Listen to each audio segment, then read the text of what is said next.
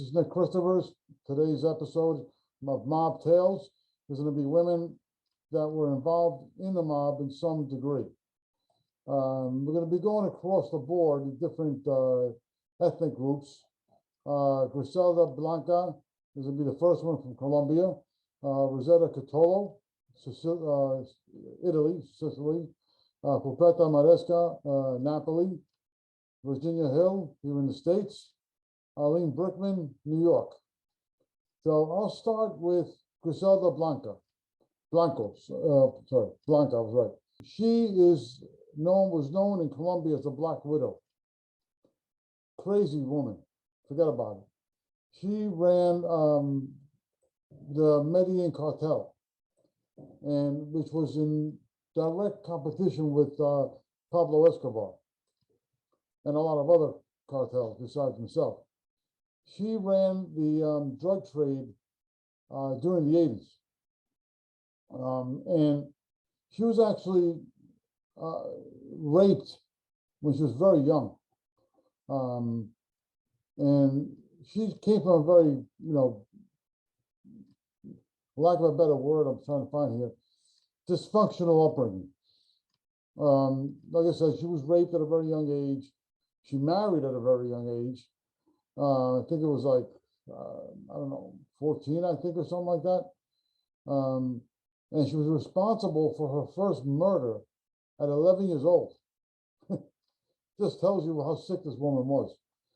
And she was responsible for about 200 murders in Colombia.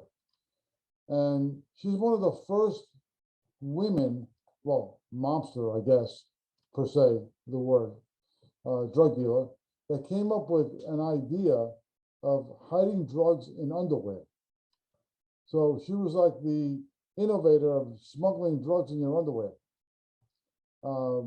which actually worked. She even opened her own factory where they were designing underwear where they find, they could put like compartments in the underwear so you can hide the cocaine. Very interesting, very innovative. She was shot dead around September 3rd, 2012. And she was around 69 years old at the time. So she was a very heavily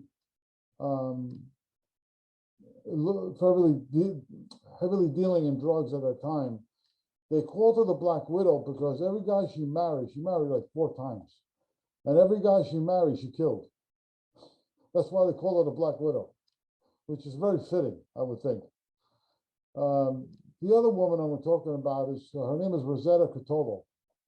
Rosetta Cataldo's husband, Rafael, was the head of the Nuevo Camorra organization in Naples. And her brother was very heavily influenced with construction in the area. And he built a lot of important buildings in the area, but through illegal means, of course. And he went to jail for a long bid.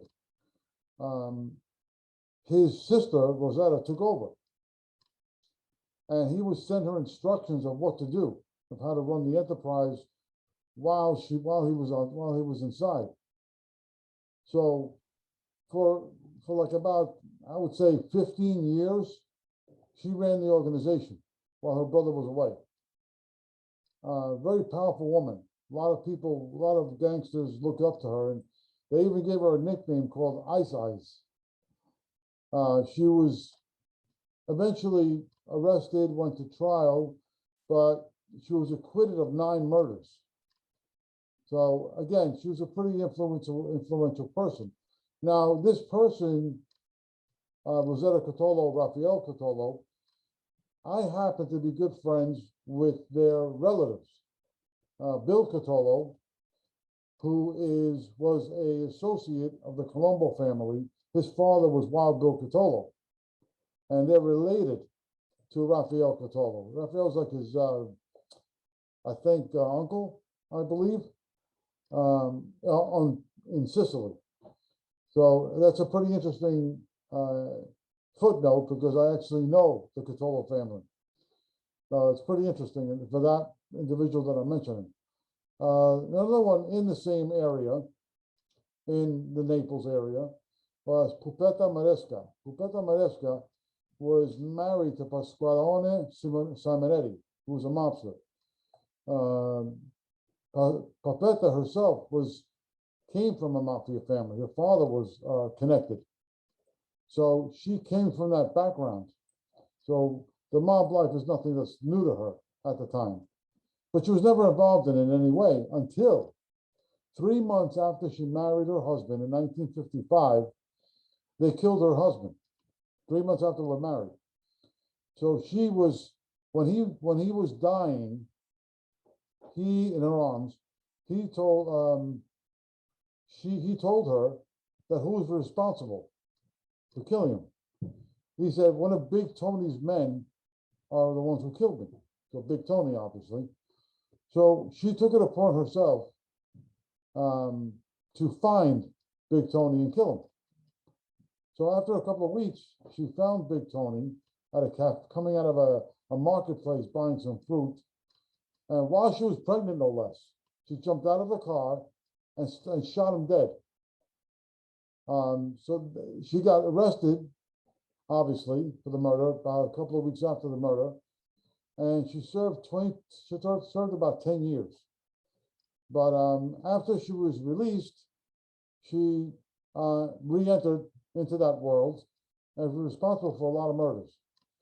So she was a very influential person in that world, in the mob circles in Napoli, which would be the Camorra, not the traditional mob that's in Sicily. Two different organizations altogether. Camorra actually is a lot more powerful than the Sicilian mob to this day. I'm going to go a little bit way back now to a name that a lot of you guys know, Virginia Hill. Now, Virginia Hill, everybody knows, was involved with Bugsy Siegel. But Bugsy Siegel wasn't the only guy she was involved with. She was involved with a lot of other wise guys on the side. Frank Costello, I think Vito Genovese as well. She was a woman that knew what she wanted and would do anything to get it. Virginia, from a lot of people believe, is responsible for Bugsy Siegel's murder and Meyer Lansky. Of course, Bugsy was killed because he was demanding too much money while he was building Vegas. Too much money was being spent, mob money. And Virginia, when Bugsy was killed, actually was in Europe, in Switzerland, I believe, or Austria. The mob believes that she took off with their money, which was the money that was lent to Bugsy to build Vegas. Now, Bugsy, the tough guy that he is, Virginia had him by the balls. He did whatever Virginia wanted, pretty much. So when she died mysteriously in Austria of something, nobody knows exactly what she died from, supposedly suicide. Nobody really knows. I believe the mob killed her because she took off with their money. So Virginia Hill was a what do you call mob queen compared to all these other ones, I would think, in America anyway. In Sicily, I would say Pupetta was more of a mob queen than even Rosetta. The other individual I'm going to speak about is Arlene Brickman. Arlene Brickman was a mob groupie. She was a Jewish woman that was raised in New York in Forest Hills to a well-to-do Jewish family, but she was very taken in by the mob guys. And she got involved very early with, these guys, sleeping with many of them. She was raped by them, beaten by them. She was involved with a lot of guys from the Colombo family. Joe Colombo, Anthony Scarpati, just some names I can know for sure that she was involved with. Her daughter became a drug addict, and she tried everything possible to, help her daughter, even though she was pretty much a fuck up for a wife, for a mother. She wasn't the best mother in the world. And when the mob threatened to kill her daughter because she owed them money, a loan that she took out that she did not pay back yet. So they threatened to kill her, not her daughter. When this kind of happened, she decided to rat and testify against Anthony Scarpati, Colombo member of the Colombo family.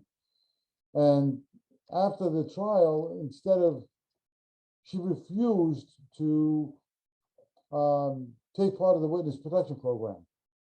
She eventually passed away many years later in a hospital. Not in a hospital, sorry. She died in a senior citizen, center. I forgot what they call them, but hospice. That's what it is. She died of dementia at that hospital. So she was a different type of mob mole compared to the other ones.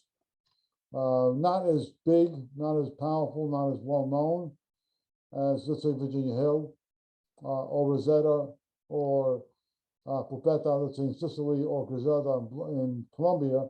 But she was very influential in helping mob guys. She was a big courier with money, drugs. She did a lot of that stuff for the mob. So she was very good in that sense, because she was, authorities didn't look at her. She's a woman, carrying drugs or carrying bags full of money. She was able to get away with a lot of stuff and not get caught.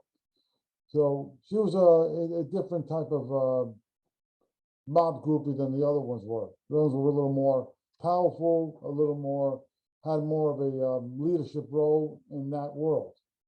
So these are the four women I was able to come up with today to talk about, women in the mob.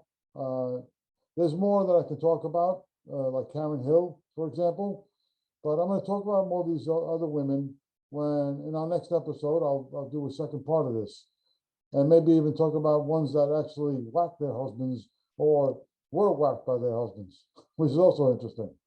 So thanks, guys, for tuning in. Please like, share, leave a comment, and we'll see each other soon. Thanks.